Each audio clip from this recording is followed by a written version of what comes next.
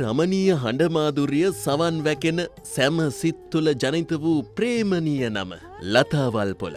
මෙරට සංගීත ශේෂ්ත්‍රයේ පුරාවෘත්තයක් ලෙස ඇය සැම හදවත් රැව්පිලි රැව් දෙන හඬක් බවට පත් වූයෙන් හෙළේ ගීත කෝකිලාවේ ලෙසින්ද අභිසෙස් ලැබු. එතෙක් මෙතෙක් ශ්‍රී ලාංකීය ගීත කලාවේ හැරවුම් ලක්ෂයක් සනිටුවන් කරමින් ගීත 6000කට අධික ගණනකට සිය හඬ මාධුර්යයෙන් දායකත්වය ලබා දීමට ලතා වල්පොල මහත්මියට ඉඩහසර සැලසුණා.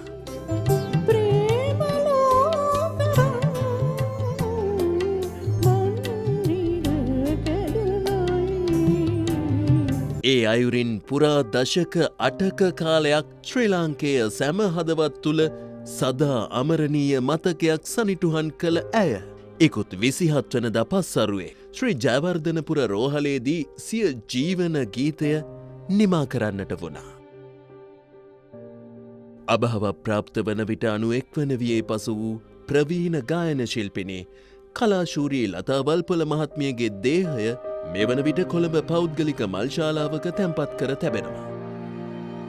අභාව ප්‍රාප්ත ප්‍රවීණ ගායන ශිල්පිනී ලතා වල්පොල මහත්මියට අවසන් ගෞරව දැක්වීම වෙනුවෙන් කලාකරුවන් දේශපාලඥයින් ඇතුළු විශාල පිරිසක් එක්ව සිටියා.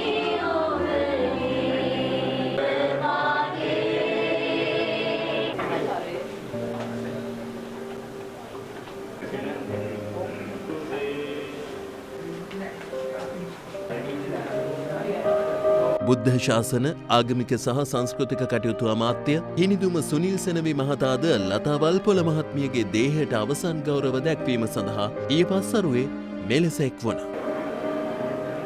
විපක්ෂ නායක සජිත් ප්‍රේමදාස මහතාද අභාව ප්‍රාප්ත ප්‍රවීණ ගායන ශිල්පිනී ලතා වල්පොල මහත්මියගේ දේහයට අවසන් ගෞරව දැක්වීම සඳහා එක්ව සිටියේ මෙලෙසින්. මම අම්මා කෙනෙක් වගේ එතුමියට සැලකුවේ. ඇත්ත වශයෙන්ම අම්මා කෙනෙක් විශේෂයෙන්ම සංගීත ශාස්ත්‍රයේ මටත් බොහෝ විට අවවාද උපදෙස් ලබා දීලා හැම විටම අපේ කුසලතාවයත් වැඩි දියුණු කරන්නට එතුමිය කටයුතු කරා. ශ්‍රේෂ්ඨතම කලාකාරිනියක්. මගේ පියත් සමග බොහෝම සමීප සම්බන්ධතාවයක් පැවැත්තුවා. ඒ නිසා අපේ බලවත් ශෝකය කනගාටුව මේ අවස්ථාවේ පුද කර සිටිනවා. පුදුම හැකියාවන් තිබුණු ශ්‍රේෂ්ඨ ගායිකාවක්. කලා ක්ෂේත්‍රයට ණය නැති ගායිකාවක්. ඉතින් මේ ගමන අපි කවුරුත් යන ගමනක්. එතුමියගේ කලා දිවියේ ඒ සංචාරය එතුමිය ඊටාම ගෞරවාන්විතව ලස්සනට නිම කළා. එතුමියට අජරාමර නිවන් සුව වගේම මොක්ෂ රාජ්‍යයට යන වරම් ලැබේවා කියලා ප්‍රාර්ථනා කරනවා. කලා ක්ෂේත්‍රයේ අපේ ගීත කෝකිලාවේගේ අභාවය අපිට විශාල පාඩුවක්. තවත් මතු ආත්මෙදිත් අපිට මේ මිත්‍රත්වයට අපිට මුණ ගැහෙන්න කියලා ප්‍රාර්ථනා කරනවා. එතුමියට මොක්ෂව ප්‍රාර්ථනා කරනවා මේ ලාවෙදී.